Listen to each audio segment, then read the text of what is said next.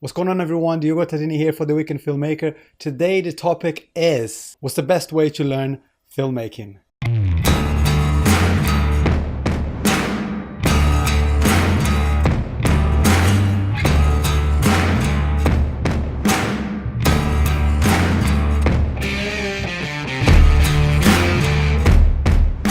So we all know that with technology we have several different ways of learning filmmaking, photography, and obviously the standard ones are university, film school, long courses, short courses, online courses, YouTube, and all these other ways that we all are familiar with. However, amongst all these different ways, we do have a special way that I consider, to me anyway, the best way of learning filmmaking. And that applies for photography as well. I think several different YouTubers do teach filmmaking, but in a larger scale, in a scale that not many people can actually even afford.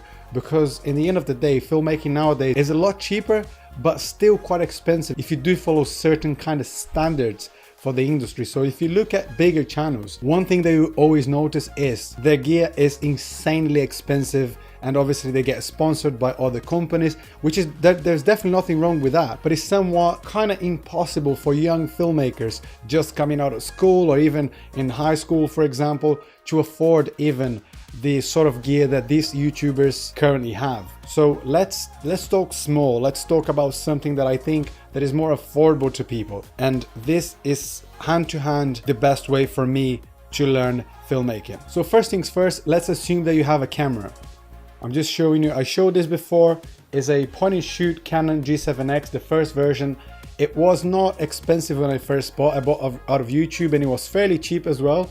So this would be a way for you to start vlogs or short films that you can actually practice composition. You do have manual control, so you have the ability to practice exposure triangle, which is the ISO, shutter speed, and aperture.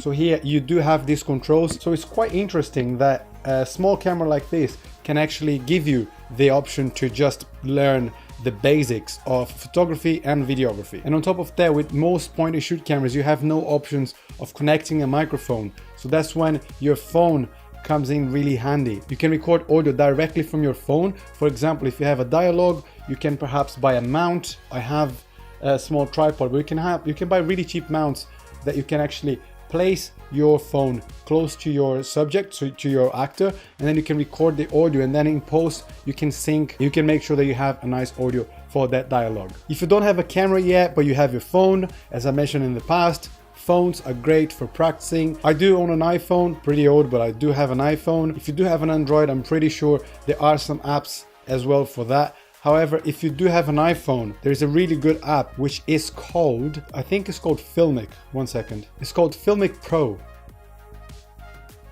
Oops, he just crashed. Yeah, so this is the logo.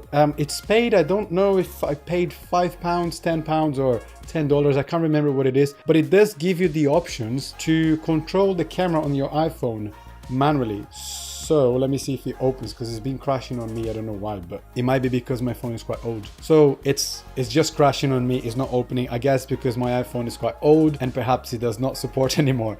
But Filmic Pro is something that you definitely want on your phone, because you can control, again, the exposure triangle, again, ISO, shutter speed, and aperture. You can control manually. You have a few other controls as well, which is great for you to just use your phone and perhaps a small tripod as your main camera. But you may be asking, Diogo, you were explaining how you can learn filmmaking in a faster way or in a better way, or just the best way to learn filmmaking in general. And as I said, you don't need expensive stuff to start with your filmmaking. In the beginning, you may be thinking that, oh my God, I need this DSLR, or I need this mirrorless, or I need this big camera with all these different lenses. A small camera or your phone will be great for you to start. And the reason that I said that obviously you need a camera to start is to first grab your camera or your phone, whichever you have, or if you have both, grab both of them, get out of your house and shoot. Regardless of any techniques or any books that you read or any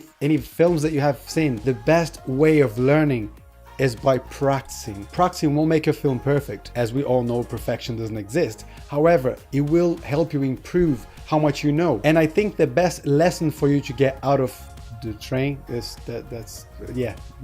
move somewhere where you don't have train. That's the best lesson. On a serious note, the best lesson that you can get out of leaving the house and shooting is making mistakes. The thing with mistakes is, in my opinion, it will show you in reality how you have to configure your camera, how settings work differently, and when you're actually editing the footage, you're just gonna be like, oh my god, now I understand why I shouldn't have the shutter speed, for example, lower than 1/5 of a second, or why I can't have my ISO above 1600 because my footage will be noisy, or even the aperture. If I have my aperture all the way to 16, everything will be in focus, so I need to lower to 2.8 to then have the background out of focus. All these different changes that you might not understand yet, you are going to understand once you start shooting more often. I've been making videos for probably about 10 years now, but since I started making daily vlogs, I committed myself to make more videos and to learn and improve a lot more my videos. The first thing that I did was I started shooting more with my camera, I started shooting more with my drones, started working more with actors. I did also work with Rachel. We were working on different things. She's been here on the channel. It's great to team up with different people,